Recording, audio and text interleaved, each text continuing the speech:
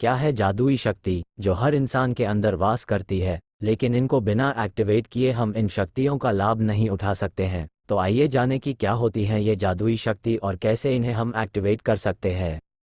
जादुई शक्ति, या जिसे हम असीमित शक्ति भी कह सकते हैं, ये 4 चरणों में विभाजित होती है। चीन की एक कहावत है, हमारे साथ होने वाली ज़्यादातर चीज़ें हमारे अनुसार नहीं होती। तो जो हम सोचते हैं हमारे साथ वैसा क्यों नहीं होता? ऐसा इसलिए होता है क्योंकि हम अपने मन के मालिक नहीं होते। हमारी सोच में अक्सर वो चीज़ें आती है जिन्हें करने के लिए हम खुद को तैयार नहीं कर पाते हैं। न तो हम अपने पास्ट से कोई सबक लेते हैं और न ही फ्यूचर के बारे में कोई क्लियर प्लान बनाते हैं। हम अक्सर गलतियां करते रहते हैं। हमारा अपने मन पर कोई कंट्रोल नहीं होता है, इस वजह से हम छोटी छोटी समस्याओं को बड़ी बना लेते हैं। क्योंकि हम अपने लक्ष्यों को हासिल नहीं कर पाते, इसलिए हम असहज महसूस करते हैं। हालांकि अगर सही तरीके से अभ्यास किया जाए तो हम इन बाधाओं को दूर करने के साथ साथ और भी बहुत कुछ पा सकते हैं। बुद्धत्व के लिए महायान मार्ग की तुलना 5 चरणों की यात्रा से की जा सकती है।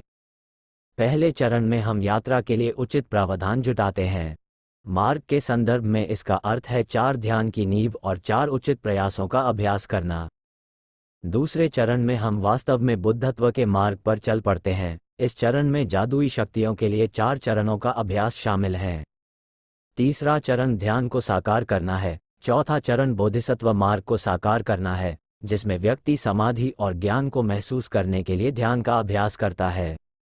यह व्यक्ति को संवेदनशील प्राणियों को बचाने के लिए कुशल साधनों का उपयोग करने में सक्षम बनाता है, उन्हें मार्ग में प्रवेश करने या उसका अनुसरण करने में मदद करता है। यात्रा का 5वां चरण बुद्धत्व में पूर्ण मुक्ति है। जादुई शक्तियों के 4 चरणों में 4 उन्नत घटनाएं शामिल हैं, जिसमें warmth, summit, forbearance and supreme in the world शामिल हैं। वार्मथ का मतलब होता है कि व्यक्ति का मन कोमल हो रहा है और कठोरता दूर हो रही है। समिट का मतलब है कि कठोरता से छुटकारा पाकर व्यक्ति का मन शिखर पर पहुंच गया है। फॉरबेरेंस का मतलब है कि व्यक्ति खुद को या दूसरों को नुकसान नहीं पहुंचाएगा।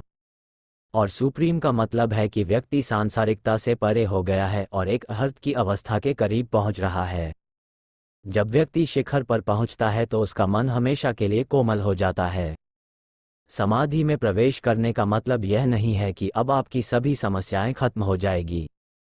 सच बात यह है कि जब ज्ञान और ध्यान एक साथ उठते हैं तो तभी हम एक उच्च स्तर पर पहुंच सकते हैं। लेकिन हम अभी भी मुक्त नहीं हुए हैं। शिखर स्तर को प्राप्त करना वास्तव में उतना ऊंचा नहीं है, लेकिन यह जादुई शक्तियों को पाने के लिए कदम हो सकता है। अभ्यास के माध्यम से हम 2 तरह की शक्तियों को हासिल कर सकते हैं। पहली है अलौकिक शक्ति, जिसके माध्यम से व्यक्ति शारीरिक सीमाओं से आगे निकल जाता है। वह खुद को अलग अलग स्थानों पर ले जाने की क्षमता रख सकता है, खुद को अदृश्य कर सकता है। दूसरी शक्ति है स्वतंत्रता और मन की शांति। इस अवस्था के लिए ध्यान का अभ्यास किया जाता है। बौद्ध धर्म अपने स्वयं के बुद्ध स्वभाव को साकार करने के लिए अभ्यास की आवश्यकता पर जोर देता है। जब हम पहली बार बुद्ध स्वभाव को अनुभव करते हैं तो अभी भी हमारे अंदर ऐसी आदतें और प्रवृत्तियां होती हैं जो अशुद्ध विचारों और अशुद्ध आचरण को जन्म दे सकती है। लालच और घृणा अभी भी पैदा हो सकती है। लेकिन इस वक्त मन में काफ़ी कुछ साफ हो जाता है। इस बिंदु पर समाधि का अभ्यास करना महत्वपूर्ण हो जाता है। आइए जादुई शक्तियों की ओर कदम बढ़ाएं। पहला कदम है इच्छा की एकाग्रता। व्यक्ति को अद्भुत ध्यान प्राप्त करने की तीव्र इच्छा है। ये तीव्र लालसा ही व्यक्ति को उसके अनुसार अपने मन को तैयार करने और कठोर अभ्यास करने के लिए प्रेरित करेगी। इस अभ्यास में कई बाधाएं आ सकती हैं, जैसे उनींदापन, बिखरा हुआ मन, आलस्य और गलत दृष्टिकोण। सर्वोच्च ध्यान प्राप्त करने की इच्छा आलस्य का सबसे अच्छा प्रतिकारक है। इसलिए जब आप अभ्यास कर रहे हो और आलस्य महसूस करने लगे तो सर्वोच्च ध्यान प्राप्त करने की इच्छा को जन्म दे। इस अभ्यास में व्यक्ति मन में होने वाली परेशानियों को देखता है और जितना गहराई से देखता है उसे महसूस होता है कि ये परेशान करने वाले विचार भ्रामक है और हम अपनी आसक्ति के कारण ही पीड़ित हैं।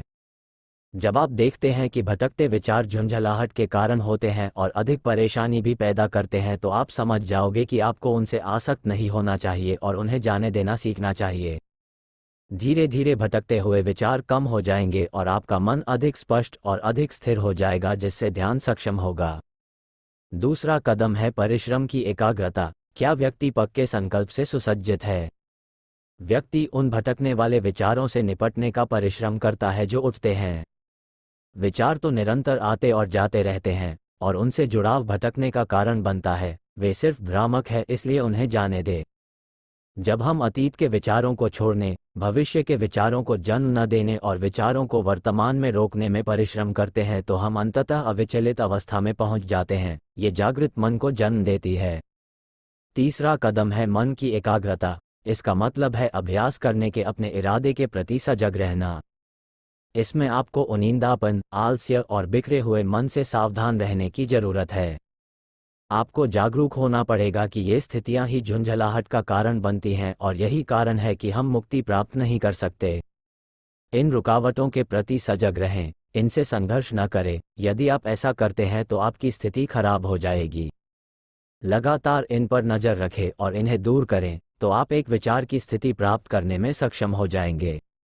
जब हम ध्यान का अभ्यास करना शुरू करते हैं तो हम तुरंत शुद्ध नहीं हो सकते। हमारे मन में अभी भी भटकने वाले विचार, अशुद्ध विचार और स्वार्थी विचार होते हैं।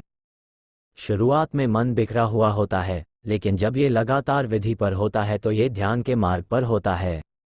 चौथा कदम है अन्वेषण की एकाग्रता। इस अभ्यास में जिज्ञासु या विवेकशील मन होना शामिल है। यदि इच्छा, परिश्रम और इरादे के साथ साथ पूछताछ भी मौजूद है तो गहरी समाधि में प्रवेश करना संभव है। इस अभ्यास का मतलब ये भी है कि बुद्धि का उपयोग करके ये देखना कि हमारा मन उचित स्थिति में है या नहीं। उचित स्थिति शिखर है, जहाँ पूरा मन नर्म और कोमल होता है, बिना कठोरता के। अगर मन स्वार्थी और अशुद्ध है तो यह उचित स्थिति में नहीं है और इसे तुरंत ठीक करने की आवश्यकता है। संसार में सर्वोच्च स्तर पर व्यक्ति अहर्त के रूप में संसार से मुक्त हो जाता है। हालांकि मन अब अस्वास्थ्यकर गतिविधि या झुंझलाहट को जन्म नहीं देगा, फिर भी जब तक व्यक्ति बुद्धत्व प्राप्त नहीं कर लेता तब तक उसमें अवशिष्ट आदत ऊर्जाएं बनी रहती हैं। जब सभी बाधाएं दूर हो जाती हैं तो व्यक्ति बुद्धत्व प्राप्त कर लेता है। केवल वही लोग जिन्होंने गहन समाधि की साधना की है, उनके पास अलौकिक शक्तियां हैं जिन्हें वे नियंत्रित कर सकते हैं। जिसने वास्तविक अलौकिक शक्ति में महारत हासिल कर ली है, वह इच्छानुसार दूसरी दुनिया के करतब दिखा सकता है। ये आकर्षक लग सकता है, लेकिन वास्तव में ये शक्तियां हमेशा उपयोगी नहीं होती हैं। उदाहरण के लिए लोग भूतकाल में जाने या भविष्य की भविष्यवाणी करने या कहीं और हो रही चीजों को देखने के लिए अलौकिक शक्तियों का उपयोग कर सकते हैं। इस तरह की क्षमताएं उपयोगी लग सकती हैं, लेकिन वे मुख्य रूप से सिर्फ खुशी और गर्व देने का काम करती है। अलौकिक शक्ति से आप अपने कर्म को नहीं बदल सकते, क्योंकि यह कर्म के नियम का उल्लंघन होगा। आरंभिक बौद्ध और महायान दोनों परंपराओं में अलौकिक शक्तियों के इस्तेमाल के रिकॉर्ड है। लेकिन बुद्ध ने भूख लगने पर किसी भोज का आयोजन नहीं किया, बल्कि भिक्षा के लिए गांव-गांव घूमे। परिनिर्वाण में प्रवेश करने से पहले उन्हें दूषित भोजन का प्रसाद मिला, तो वो अपनी अलौकिक शक्तियों का इस्तेमाल करके पता लगा सकते थे कि ये भोजन दूषित है, लेकिन उन्होंने इन शक्तियों का इस्तेमाल स्वार्थ के लिए नहीं किया। आइए हम ध्यान का अभ्यास अलौकिक शक्तियों के लिए नहीं बल्कि मुक्ति पाने के लिए करते हैं। ध्यान की नींव पर हम अपना अभ्यास बनाते हैं, जिससे हम बोधिसत्व और बुद्ध के मार्ग पर आगे बढ़ते हैं। धन्यवाद।